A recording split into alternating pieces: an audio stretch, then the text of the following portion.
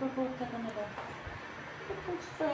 Pwede ito pag matuyo. Pero ngayon, paano pa? Sunod na lang ka.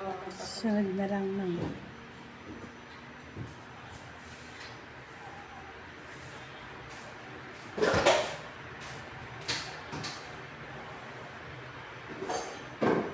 Anong kulay yan? Black.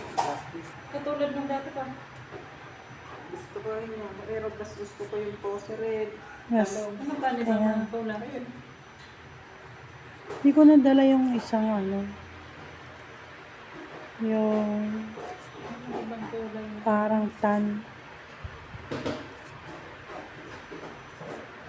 Inano ko muna sa labas. Para maganda isang daw na. Sa mga dapat na. Hindi naman magkapal na daw. Kasi ano lang may kamerienda mo muna siya dito pa. Ayos pa. Malamig na yun. Si Ma'am Pay, pwede siya kumuha ng ano dyan. May Na? Sige.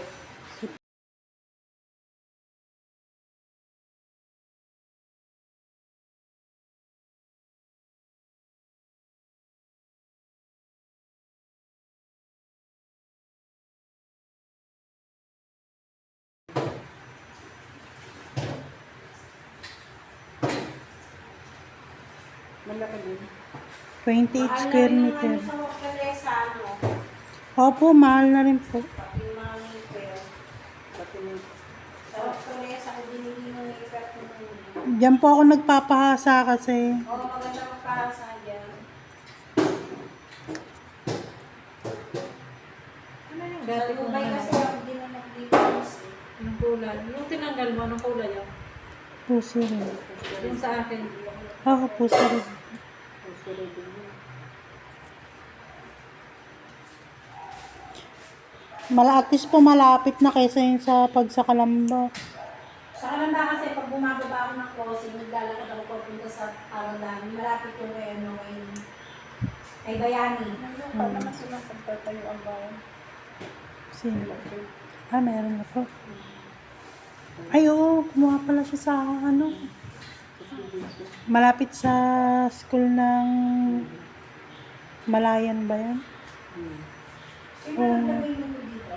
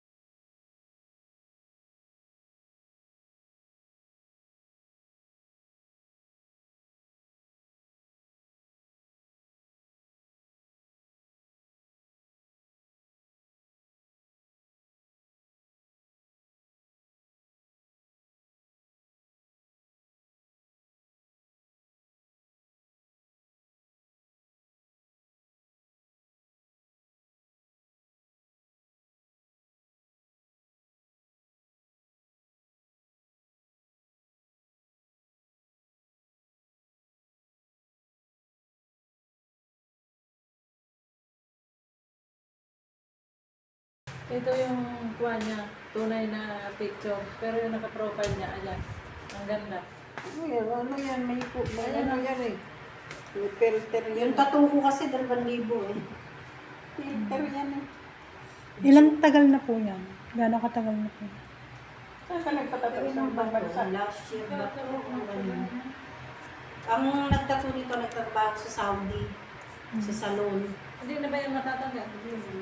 Ibang ink po yung gamit niya kaysa sa mga ginagamit nila ngayon. Kasi yung ginagamit nila ngayon may expiration hanggang 2 to 3 years, mga ganun lang.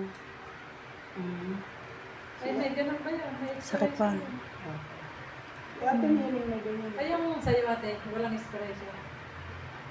Hindi ko alam. Kasi ang ginamit dito, yung masakit. Ink na ano po nakikita ko yung nagko-color ano po kasi parang sa tattoo talaga. Ang sakit! Iba po kasi yung ink na ginamit niya. Yung isa po, yung ginagamit po ngayon, may nilalagay po sila na pampamanhid. Tsaka hindi po siya ganun kalalim kasi nga po mga 2 years lang yun. Tuyo. Opo, meron po ngayon. Tatanggal din.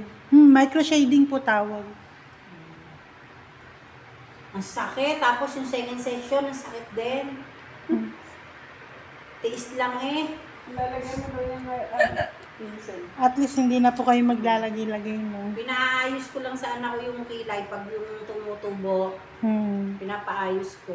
Pinabunot ba yan? Inaahit. Si Bode nag-aayos ng kilay ko. Pag kumakalat. Kami hindi nagbunot. Manipis kasi yung ko, kaya nagpatattoo ako eh. Naitim ko Ang ano maganda po yun sa inyo kasi makapal kasi ang uso ngayon, makapal parang idol na nila sila Andrea Brillantes. Ganun na. Isang client ko nga may nagano sa kanyang bakla, nag-makeup. Sabi niya, ano ba yun? Maglagay ng kilay ang nipis. Iba ng ano ngayon, ang kilay ngayon makapal na. Maganda naman din. Meron kasi Ate. bahay mo lang kila yan oh. Ewan ko kasi ako, puso lang ang kulay, ganyan ako eh. Mayroon pa wala na. Konti na lang. Hindi ako Saan po? nagkukulay ng iba sa Banda. kuko ko. Dito pa? Konti.